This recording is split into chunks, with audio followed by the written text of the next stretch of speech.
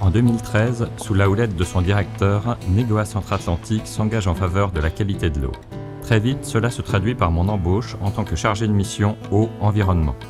Les élus du NACA et Jean-Guy Valette viennent d'établir un partenariat avec l'agence de l'eau Adour-Garonne. Les agences de l'eau, et notamment l'agence de l'eau Adour-Garonne, est en charge de la qualité de l'eau et de la quantité de l'eau. Donc ces politiques se mettent en place dans le cadre de programmes de chaque agence, mais ces politiques ne peuvent se mettre en place sans l'accompagnement des organisations économiques qui sont sur le terrain et en lien avec les agriculteurs. C'est dans ce cadre-là que j'avais considéré à l'époque que accompagner les agriculteurs, accompagner les entreprises et négoces agricoles, nouer des relations avec l'agence de l'eau était primordial pour assurer l'avenir de la qualité de l'eau et de la quantité de l'eau sur notre secteur d'activité.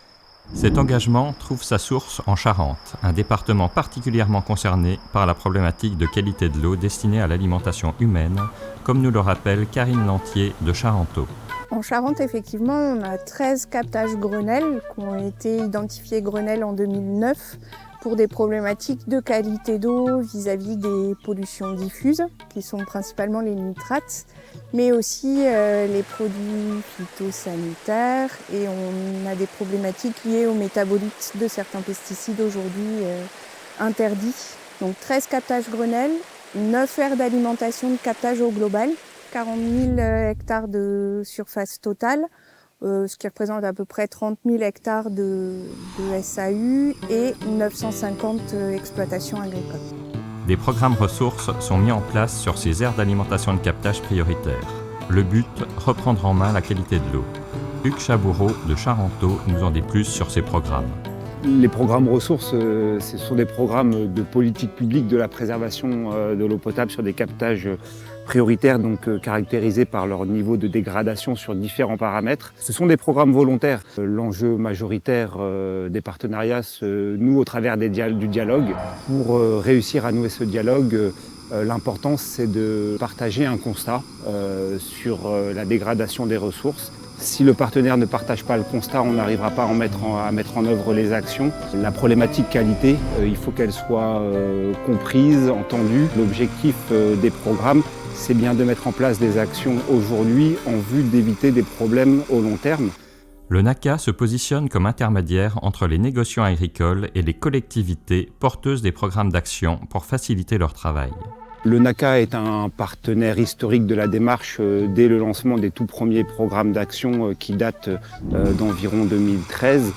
Et après, par la suite, quand on a des actions beaucoup plus terrain, le NACA a informé les établissements de négoce, ce qui nous permet de travailler en complémentarité avec les techniciens sur le terrain. Ce travail conjoint met en place les actions nécessaires à l'amélioration de la qualité de l'eau. Le négoce agricole Néolis est particulièrement concerné sur le sujet. Illustration de cette volonté, les couverts végétaux qui captent les nitrates du sol et évitent ainsi qu'ils finissent dans les nappes phréatiques. Yolande Bergeron, en charge de ce sujet chez Néolis, nous en dit plus. On essaie de travailler en étroite collaboration avec les différents syndicats d'eau pour mettre en place des actions sur ces secteurs-là. On met en place par exemple des essais sur les couverts végétaux dans l'objectif d'apporter des connaissances aux agriculteurs sur le rôle des couverts. Cette action-là, on l'amène avec le syndicat depuis au moins une dizaine d'années. Aujourd'hui, on le voit, pour ces journées techniques, on arrive à mobiliser de plus en plus d'agriculteurs. Aujourd'hui, on se rend compte que c'est des pratiques qui sont adoptées sur notre secteur.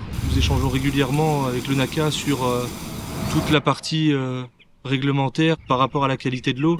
Pour ce genre d'action sur les couverts végétaux, Néolis apporte son expertise technique et on va dire la maîtrise d'œuvre du terrain, et le NACA intervient dans le lien qu'on peut avoir avec les syndicats d'eau pour mener à bien les actions qu'on va mettre en place. Le développement de filières est un autre axe important qui permet de diversifier les assolements et réduire les apports d'intrants. Gabriel Galipo-Gloaguin, responsable technique grande culture du groupe Isidore, et Régis Patour, agriculteur en Charente-Maritime, nous explique ce qu'ils mettent en place à ce sujet. Pour le groupe Isidore, on s'est lancé depuis les années 2017-2018 sur la question des filières. On s'est tourné vers les légumineuses parce que On avait à la fois cet intérêt on va dire agronomique de par la légumineuse qui s'intègre facilement dans les rotations, mais aussi ces questions environnementales, donc de qualité de l'eau, accompagnées par la politique des bassins versants, et puis qui répondait bien au contexte pédoclimatique du secteur. Donc le pois chiche, ça a été un petit peu notre exemple de réussite. Et ensuite, on s'est tourné vers d'autres cultures. Donc on a essayé de développer le soja en partenariat avec le syndicat des eaux au 17. Depuis 2 ans maintenant, on commence à développer la culture de la lentille. J'ai commencé par faire du pois chiche, maintenant ça fait pas tout à fait 10 ans mais presque. Au départ c'était pour voir un peu ce que ça pouvait donner sur l'exploitation. Donc après on a vu que c'était rentable. Il y a des points techniques à suivre comme il faut, mais sinon c'était agréable à suivre comme culture. Et en plus l'avantage c'est que derrière les cultures de céréales à paille ont besoin de moins d'azote.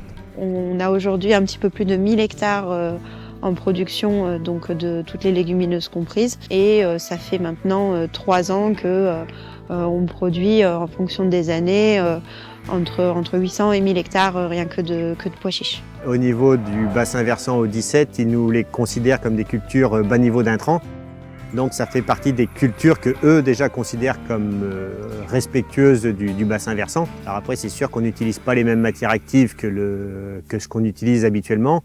Donc ça permet de couper un petit peu les rotations et de ne pas utiliser tout le temps la même chose. Couverts végétaux, filières, mais pas seulement. Clément Bertrand, animateur technique au sein des établissements Landreau, nous parle d'une action multipartenariale menée en viticulture en Charente. Une des actions qui a été menée ici récemment portait sur les alternatives au désherbage du sol et au désherbage chimique, et surtout dans la construction d'itinéraires incluant un petit peu de chimique et principalement du mécanique en fonction des types de sol et des problématiques adventices selon les types de sol. Au cours de la journée, on a été amené à travailler notamment avec le syndicat du bassin du Nez et le PTB Charente. Donc ça a vraiment été de la co-animation pendant les ateliers avec eux et en amont sur la préparation de la journée.